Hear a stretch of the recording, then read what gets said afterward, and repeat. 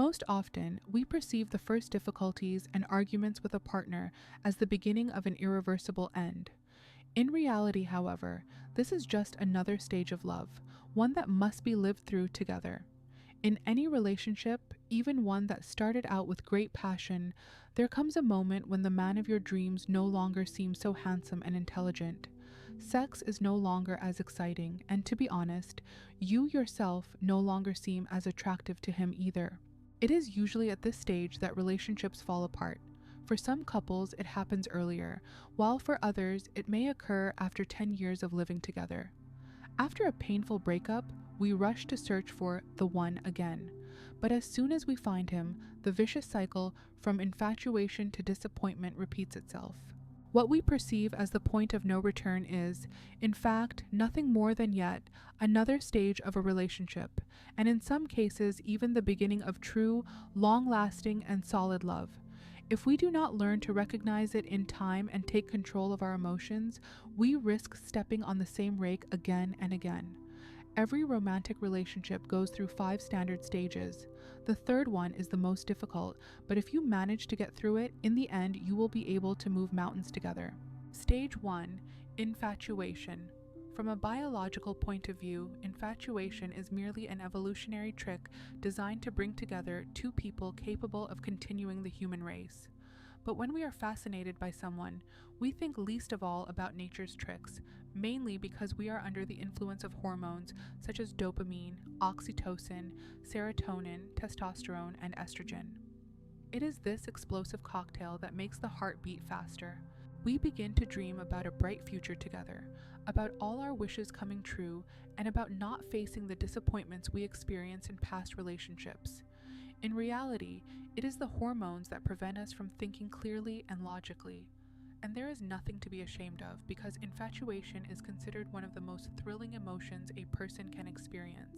Stage 2. Forming a couple. At this stage, the feelings of the lovers deepen, they develop shared goals, and eventually they form a stable couple and get married.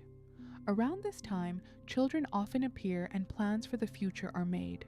This period is filled with joy and satisfaction from simply being together. The hormones no longer dominate, but a deeper attachment emerges. Sex may become less frequent and calmer, yet more meaningful and still satisfying for both partners. A sense of security, order, and stability appears. Many couples miss the emotions of the past a little, but they usually like this stage even more because it feels as though their love is stronger than ever and nothing can change it. This, however, is a big mistake. Stage 3. Disappointment. It begins to feel as though irritation and almost physical rejection of each other have appeared suddenly. You realize that your love is far from perfect, and perhaps it has been this way for a very long time. Or maybe there was no love at all? This is the stage during which most marriages break down. It unfolds differently for different couples. Some run from each other at the first serious quarrels, while others live for years with total dissatisfaction and hidden resentment. At this time, people prefer to stay late at work more often, argue over every little thing, and, as psychologists note, even get sick more frequently. Family stress leads to failures at work, weakened immunity, deep apathy, and men may experience erectile problems. Many couples divorce at this point because they mistakenly believe that being unhappy in a relationship is abnormal and illogical, but it isn't. Like any organized system, a marriage can be very unstable, so instead of letting it collapse, it needs to be repaired. The third stage can be compared to a virus. Once you overcome it, your resistance to irritants increases. Lovers stop seeing each other as ideal. You now face a real person whom it is hard to love without the help of hormones and illusions, but it is still possible. Essentially, only at this point can we say that true love is being built, because only after the third stage do you start accepting each other exactly as you are. Stage 4. Genuine, strong love. After the storms of the third stage subside, a period of deep reflection begins. Together, you carefully analyze what happened before and why everything became unstable. You come to know each other better than ever, because the roots of your past problems often lie in childhood. At this stage, you are not so much lovers as psychologists for each other.